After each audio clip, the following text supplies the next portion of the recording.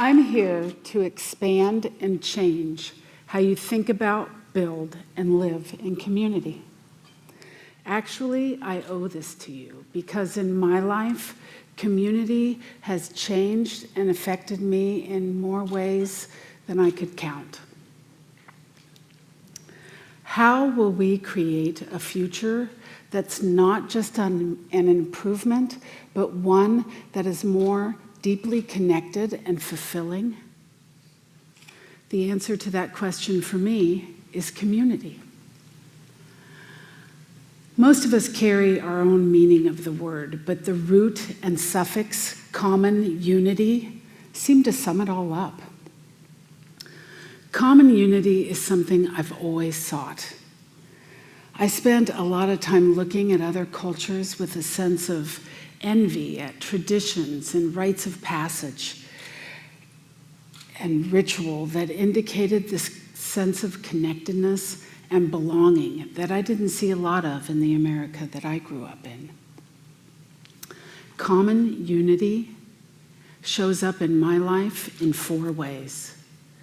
Through a connection of minds, when I have the opportunity for dialogue, discussion, and permission to be curious. Connection of spirit, broadening my sense of place, self, and meaning in the world. Connection of citizen, when I can join and align with another to exponentially increase my own potential for impact. And connection of people, reminding me that I'm not alone and that others love and care for me. I actually came to value community through the absence of it. I always had this desire for deeper connection that was a primal need for a sense of belonging and greater purpose. Where did I fit in? Where was I, my best self, made better by what you brought out in me? I believe that community completes our soul. That every person has the capacity to expose a part of me that can exponentially increase my ability for impact.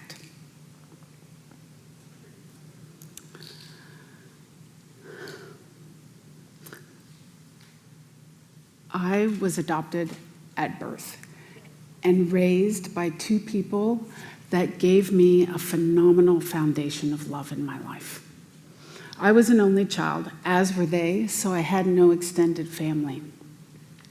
And life took my parents away early. My dad died when I was 9, and my mom got terminally ill when I was 13, and then I became her primary caregiver, and she passed away when I was 18. That situation gave me a perceived license to be angry and resentful at the world for robbing me of experiences that I felt that I was owed. I began to see the world through a lens of self-pity.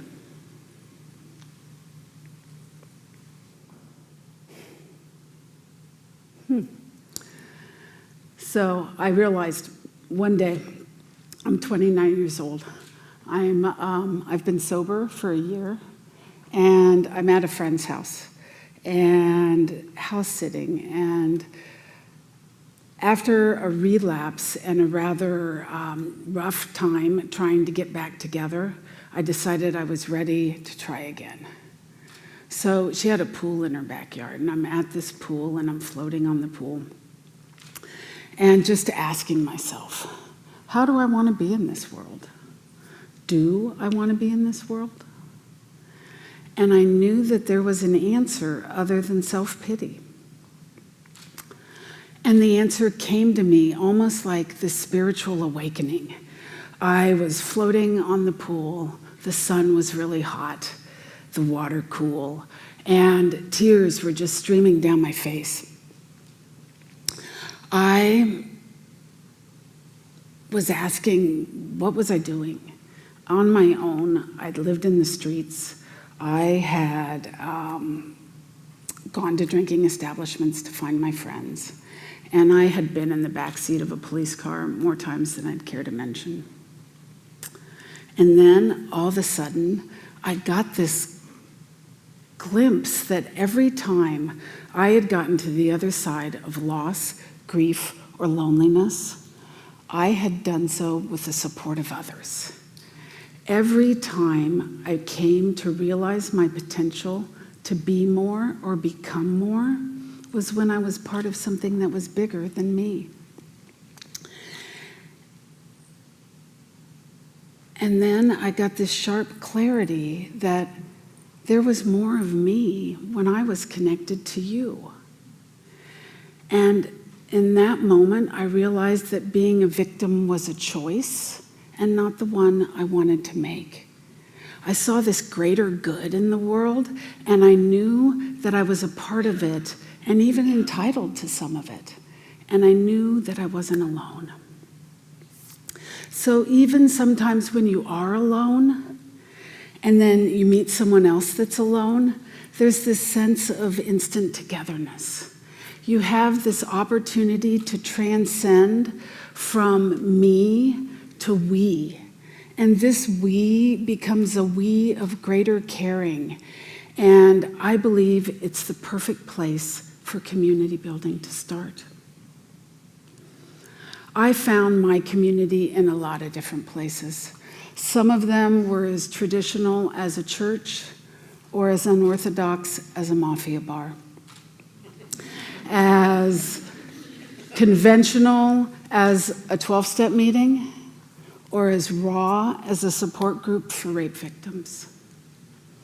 And every time I came together with individuals in a like situation, I got what I needed to get to the other side. Every time I joined in community, my situation was normalized and almost okay. As a parent, I have made community of the utmost importance for a family value for us. Because I didn't have family, I wanted to make sure that it was a core value where our decisions were made from. And we even expanded our definition of family and invited in exchange students to our home. And we had one from Brazil and one from Lebanon, and they are brothers to my boys now and part of our family. And at one point, we created this intergenerational program where adults were matched with kids, and relationships are still in place today from that. Community can be family. And for those of us who had a dysfunctional or unhealthy family, creating community can be a better way to know family. Even though some of us don't or won't, we are wired to connect through all life species. Researcher and author Margaret Wheatley states that the instinct of community is not peculiar to humans. It crosses all life forms, from microbes to the most complex of species. Through our biological roots, we are wired to be more than isolated individuals. So, how do you build a community? Where do you start? I want to suggest first that you recognize that you're part of a community. Your family, workplace, schools, past and present. Oftentimes, we're very comfortable simply being a member of a community. But I want to suggest that if you own a leadership role, that it's a transformative step that's available to anyone. Community building is hard. Leadership is hard, and it can be unnatural, but it's available for all of us. There were times when I was needy that I thought I was building community, but really I was trying to fill this hole inside of me. That's not leadership, and it's not community building. Before I could build community or recognize my own potential as a leader, I had to be my own community. I had to know who I was and what my passions were, and I had to not need you to complete me. And only when I spent the time to learn what I cared about was I able to ask you to join me. In my work, I'm fortunate enough to spend time with hundreds of leaders, and one thing I've noticed in their quest to make a difference is that they all do it different. It's like their fingerprint. There's no one right way. A good leader collaborates and knows how to listen. They don't have all the answers, but they know how to ask questions to get the answers that they need. And they know how to align their actions with stated intentions. A good leader empowers others to find their voice and recognize their strengths. So, before I leave you today, I want you to see a path to expand your community and make a difference in your world. You join a community when you find a group that aligns with who you are or want to be. Trust is fundamental. And then you have to have a purpose for spending your time there. And then you have to participate. Participation is why I believe that community can start small, with that we, and it all begins with a conversation. Create common unity using the connections of mind, citizen, spirit, and people to build your bridge from passion to purpose. There are so many questions and challenges in this world that need answers, and you taking an active role to lead in your community is the best chance we all have. So I ask you to embrace community and know that there is more of you when you are connected to others. Thank you.